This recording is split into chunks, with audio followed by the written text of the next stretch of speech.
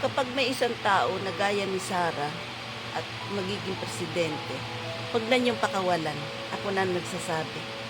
Bibihira ang mga taong talagang tapat na naglilingkod sa taong bayan at hindi pera ng taong bayan ang gusto. Ang hiling ko, sana pagganahin niyo ang isip niyo mga Pilipino. Gayahin niyo ang mga Taiwanese. Nagkakaisa. Kahit hindi nila gusto yung binoto nila, pero hindi sila kagaya sa BBM na yan. Sa mag-asawa na yan na parang mga bata. Huwag kayo magagalit sa akin. Nagsasabi lang ako ng totoo.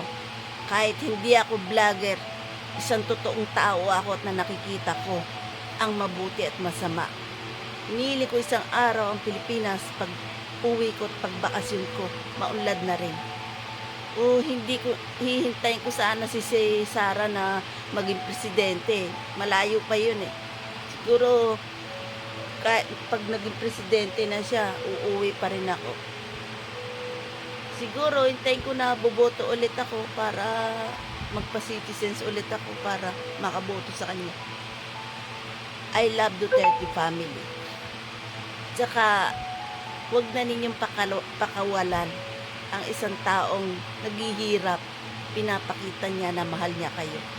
Si Sara Duterte. Ang Duterte family lang ang nagmamahal sa taong bayan. Kaya suportahan natin. Huwag nating iiwanan. Huwag niyong iiwanan sa ere. Please. Mahal niya kayo. At mahalin niyo si Sara, ang mga Duterte. Si tatay, napakaganda ni tatay magpalaki ng mga anak.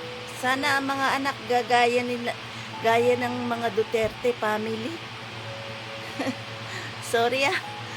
Sorry sa inyo. Sasabi lang ako ng totoo. Huwag niyong papakawalan.